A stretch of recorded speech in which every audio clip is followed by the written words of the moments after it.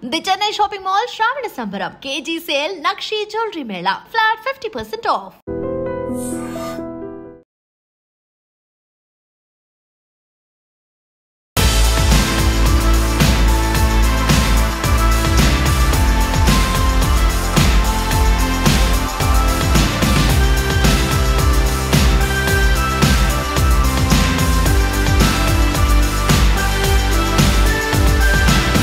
Hi guys, welcome to I dream. నేను మీ Chanakya. Guys, present ఇప్పుడు సినీ ఇండస్ట్రీలోనే 24 క్రాఫ్ట్స్కి సంబంధించిన మరి అందరు వర్కర్స్ కూడా మరి పనులు మొత్తం ఆపేశారు. అసలు ఎందుకు ఇలా జరుగుతుంది? అసలు మెయిన్ ప్రాబ్లం అనేది ఎక్కడి నుంచి వస్తుంది?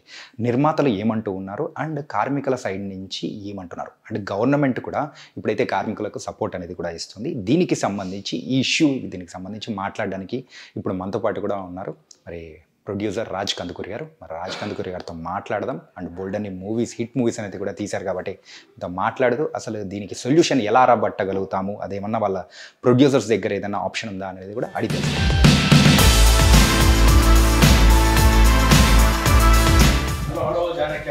Hi sir. Good to see you, man. Yes, sir.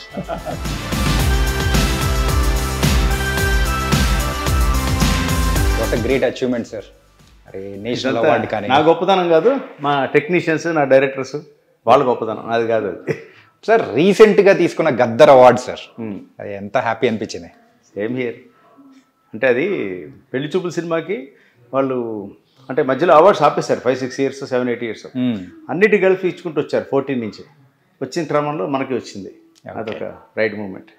కాకపోతే ఇప్పుడు మూవీస్ గురించి అండ్ మీ గురించి అండ్ మూవీస్ వేరే విషయాల గురించి కాదు, అది ఒక ఇంపార్టెంట్ విషయం గురించి మాట్లాడడానికి వచ్చాం. మాట్లాడుకుందామా సార్? తప్పకుండా. ప్లీజ్ సార్, మీరు కూర్చోండి ప్లీజ్. సార్ ఏంటి సార్, అసలు రాగానే మాట్లాడదాం అనుకునే లోపలే ఒక ఫోన్ వచ్చింది, ఫోన్స్తో బిజీ అయిపోయారు, ఏంటి సంగతి?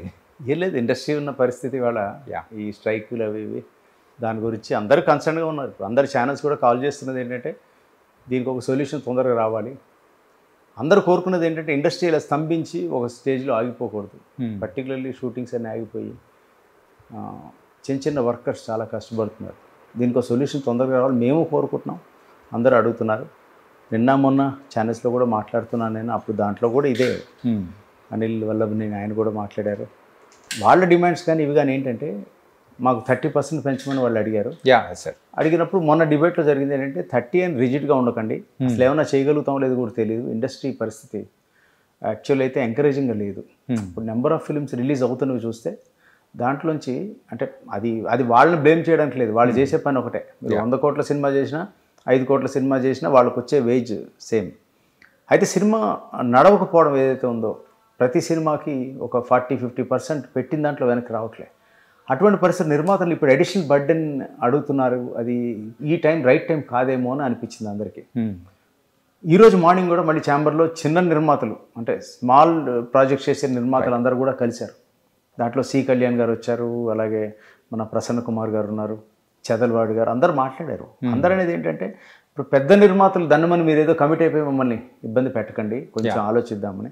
మేము కూడా ఈ కార్మిక సోదరులు అందరినీ అడిగేది ఏంటంటే ఇది ఖచ్చితంగా వాళ్ళు వేరే కుటుంబం కాదు, అందరం ఒకటే కుటుంబం. ఈ ఫ్యామిలీలో ఉన్నప్పుడు వాళ్ళు సపోర్ట్ లేనిదే ఈ సినిమా ముందుకు వెళ్ళదు.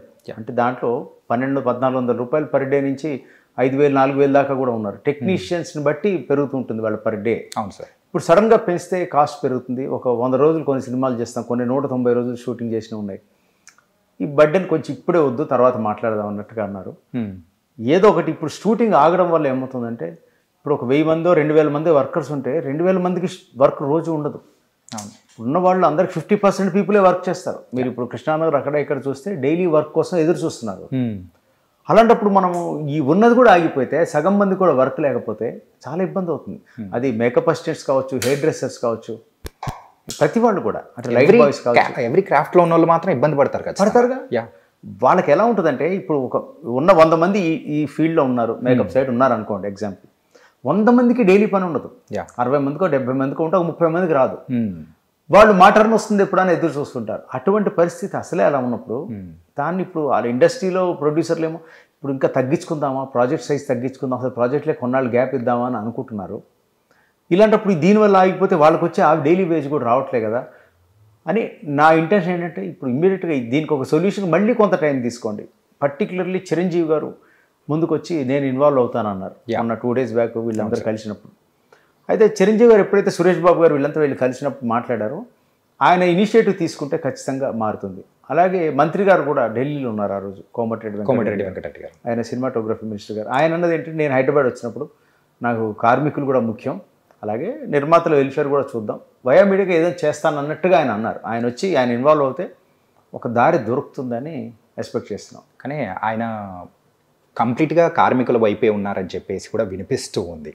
ఏంటంటే వాళ్ళ ఒక సంక్షేమం అనేది కూడా వెరీ ఇంపార్టెంట్ మాకు అని చెప్పేసి కూడా మాటలు వినిపిస్తూ ఉన్నాయి.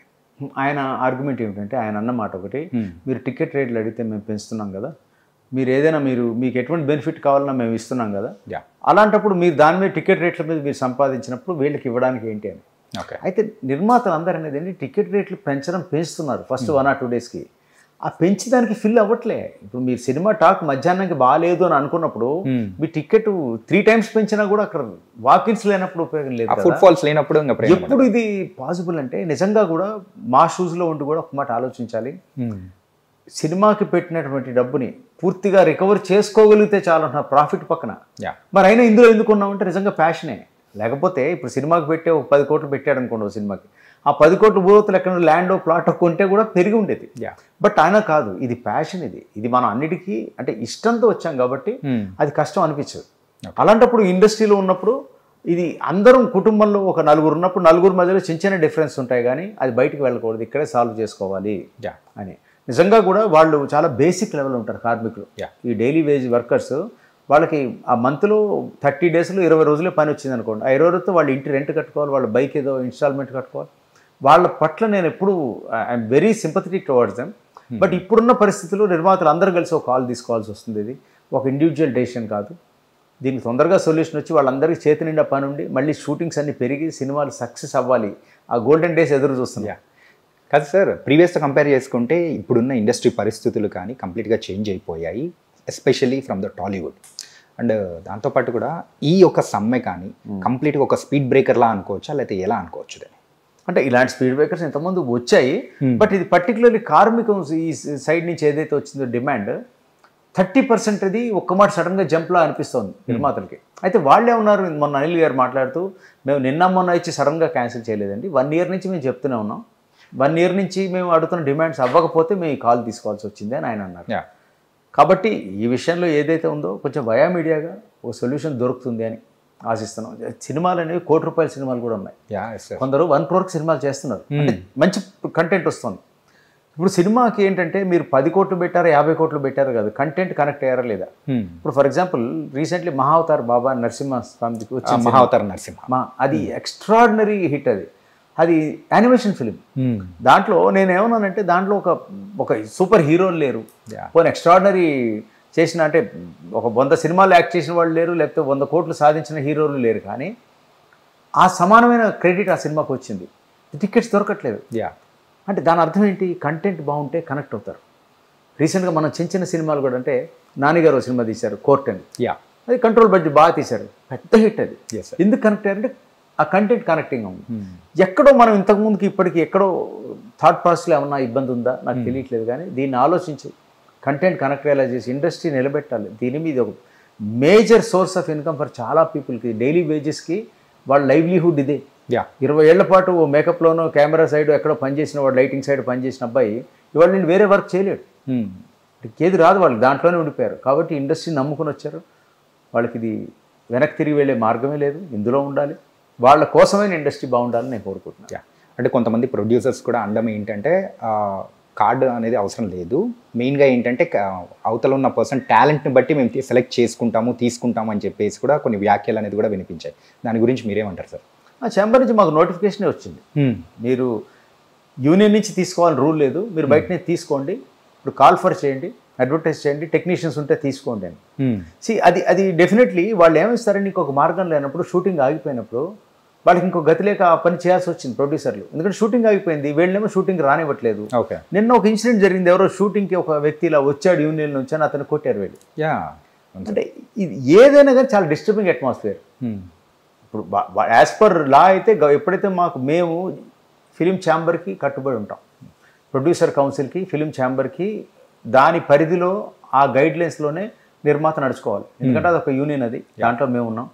కాబట్టి మాకేదైనా కష్టం వచ్చినప్పుడు ఎవరికైనా రావచ్చు, ఒక ప్రొడ్యూసర్కి, డైరెక్టర్కి, ప్రొడ్యూసర్కి, యాక్టర్కి ఏది వచ్చినా కానీ వాళ్ళ దగ్గరికి వెళ్ళి వాళ్ళ ముందు ఫైల్ వెళ్తే వాళ్ళు సాల్వ్ చేస్తారు.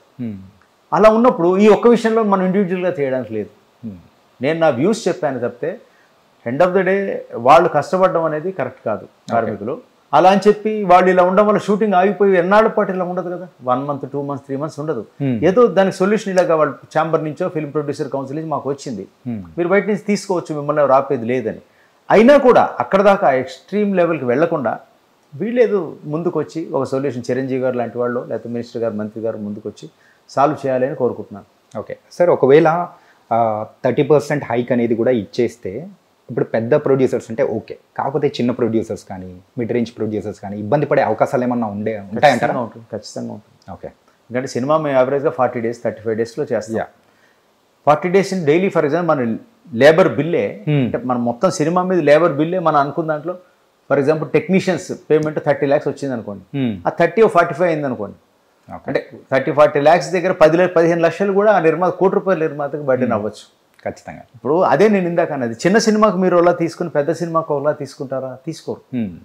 వాళ్ళ రేట్ ఒకటే. నిజంగా కూడా మీరు ఇప్పుడు ఒక 150 crores సినిమా పనిచేసిన వాళ్ళు కూడా మేకప్ అసిస్టెంట్ 3,500 ఉందనుకోండి ఫర్ ఎగ్జాంపుల్, ఆ మేకప్ అతనికి అదే వస్తుంది. అంతమించి సినిమా పెద్దది కదా అని ఎక్కువ రాదు. ఓకే, సో హీరో సైడ్ నుంచి ఏమైనా టిప్స్ రావచ్చు, తను ఇష్టపడి హీరో ఏమైనా కొనివ్వచ్చు, ఫోన్ ఇవ్వచ్చు, అవన్నీ ఇష్టం కొద్ది, ప్రేమ కొద్ది మన అసిస్టెంట్స్కి మనం చేస్తాం. బట్ యూనియన్ నుంచి వాళ్ళకి రికమెండెడ్ రేట్ మారదు. అలాంటి చిన్న సినిమాకి వచ్చినప్పుడు కూడా అదే ఛార్జ్ చేస్తారు. ఇప్పుడు ఏదైతే 30-40%, 30% పోనీ 20% ఏదైనా పెంచితే కూడా ఈ నిర్మాత అది కూడా చూసుకుంటాడు. ఓకే, అందుకని చిన్న సినిమా పోనీ మీరు చిన్న సినిమాకి ఈ రేట్ అండి, పెద్దదానికి ఇది అని అనడానికి లేదు. అలా డిఫరెన్షియేట్ చేయడానికి లేదు కదా. ఇప్పుడు మనం వెళ్ళేది ఇలా చేయడానికి, మీరు ఏ సినిమాకి వెళ్తున్నారు, సినిమా సైజ్ ఎంత, బడ్జెట్ ఎంత అని మారదు.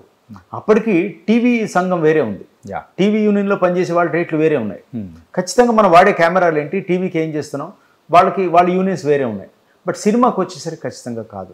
ఓకే సార్, యాజ్ ఎ ప్రొడ్యూసర్గా మీరు చెప్పండి సార్. సో మీ సైడ్ నుంచి మీరు అంటే ఎవరైతే సమ్మె చేస్తూ ఉన్నారో వాళ్ళకి మీరు ఏం చెప్పాలనుకుంటున్నారు? 100% ఏంటంటే మీరు ఫస్ట్ ఏదైతే ఇబ్బంది పడి ఇలా షూటింగ్ ఆపడం వల్ల మీ డిమాండ్స్ నిజమే ఉండొచ్చు, కానీ దానికోసం మీరు ఆపడం వల్ల మరింత కష్టపడుతున్నారు. ఇది సొల్యూషన్ కన్నా కూడా ఇమ్మీడియట్గానే చిరంజీవి గారు లాంటి వాళ్ళు మీరందరూ ఒకసారి యూనియన్ సైడ్ నుంచి మళ్ళీ ఒకసారి కలవండి. దీనికి వాళ్ళదే ఆన్సర్ ఉంది, మేము 1 year నుంచి ట్రై చేస్తున్నామండి. అయినా కూడా ఒక్క మాట, వీలైతే చిరంజీవి గారు పెద్ద మనసు చేసుకుని ఆయన ముందుకు వచ్చి మాట్లాడతాను అన్నారు. ఆయన ఇప్పుడు ఆయన అంత బిజీ పర్సన్ అయి ఉండి కూడా ఆయన నేనే వస్తానన్నారు. ఇండస్ట్రీని దృష్టిలో పెట్టుకుని మీ ఛానల్ ద్వారా, ఐడ్రీమ్ ద్వారా నేను రిక్వెస్ట్ చేసేది ఏంటంటే చిరంజీవి గారిని కూడా ఇది, ఎందుకంటే మీ మాటకి చాలా విలువ ఉంది చిరంజీవి గారు, మీరు కనుక దయచేసి చిరంజీవి అన్నవి వచ్చి మాట్లాడితే వింటారు అందరు కూడా. ఓకే, అలాంటి మీరు కూడా వయా మీడియాగా ఒక వాళ్ళకేమైనా సొల్యూషన్ ఇవ్వగలిగితే ఇవ్వండి. అలాగే అన్ని దృష్టిలో పెట్టుకుంటే మీరు నిర్మాత సైడ్ ఆలోచించండి. పెద్ద నిర్మాత ఒక 100 crores ప్రాజెక్ట్ చేసిన వాళ్ళకి ఆ సినిమాకి ఒక 15-20 లక్షలు వేజెస్ పెరిగితే ఇబ్బంది ఉండకపోవచ్చు, లేకపోతే ఆ స్కేల్లో ఒక 1 కోటిన్నర పెరిగితే వాళ్ళకి అనిపించకపోవచ్చు, కానీ చిన్న నిర్మాతకి ఇబ్బంది అవుతుంది. చిన్న నిర్మాతలు వీళ్ళకి వయా మీడియాగా ఉండాలంటే ఏదైనా ఒక సొల్యూషన్ తీసుకోండి. దీనికి ఏ విధంగా చేస్తే బెనిఫిట్ అవుతుందో ఒక మీటింగ్ పెట్టుకుని అందరం మళ్ళీ వాళ్ళు 2 tables కూర్చుని ఎదురుగా దీన్ని, ఇప్పుడు ఆల్రెడీ 4-5 days అయిపోయింది, ఇప్పటికి డిలే అవుతున్న కొద్దీ అనేది ఎక్కువ అవుతుంది కదా. ఇప్పుడు కొందరైతే అఫ్కోర్స్ బయట నుంచి యాక్టర్లు వీళ్ళు వస్తున్నారు, టెక్నీషియన్స్ బయట నుంచి, కెమెరామెన్ కూడా కొందరు వస్తున్నారు, ఫైట్ మాస్టర్లు కావచ్చు, ఎవరైనా కావచ్చు. వాళ్ళందరూ ఇక్కడికి వచ్చినప్పుడు ఇక్కడ హోటల్లో వాళ్ళు ఉంటున్నారు. షూటింగ్ రేపు మొదలవుతుందో ఎల్లుండి మొదలవుతుందో తెలియదు, హోటల్లో కూర్చున్నారు. వాళ్ళు పంపించి వెనక్కి పంపగానే ఫ్లైట్ టికెట్ రానిపోని మళ్ళీ వెనక్కి రావాలా, ఇది ఒక కన్ఫ్యూజన్. అంటే సందిగ్ధత, దాని ఏమంటారు, ఏమి లేని ఒక స్టెబిలిటీ లేకుండా ఉంది. ఏదో ఒక వే ఒకటి దొరకాలి. Let's look forward. సో ఈ ప్రాబ్లంకి తొందరలో సొల్యూషన్ దొరకాలని, ఇండస్ట్రీ మళ్ళీ పచ్చగా ఉండాలని కూడా మనస్ఫూర్తిగా కోరుకుంటున్నాం. అంతే కదండి. అంతే. Thank you so much. Thanks for good time. Thank you sir.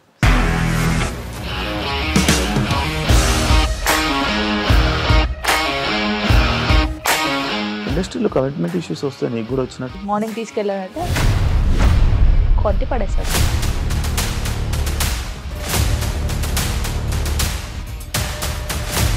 కళ్ళు కూడా చూడలేదు. చూడలేదు ఈ సినిమా అని చెప్పడానికి కూడా చాలా ధైర్యం కావాలి. అది నిజం కదా, దాంట్లో ధైర్యం ఏంటి? నెక్స్ట్ డే ప్లేట్ మార్చేస్తే తప్పు కదా. As of now we're comfortable this అని నేను అనుకుంటున్నాను. రష్మిక గారిది మీది ఒకే ఊరు అంట కదా?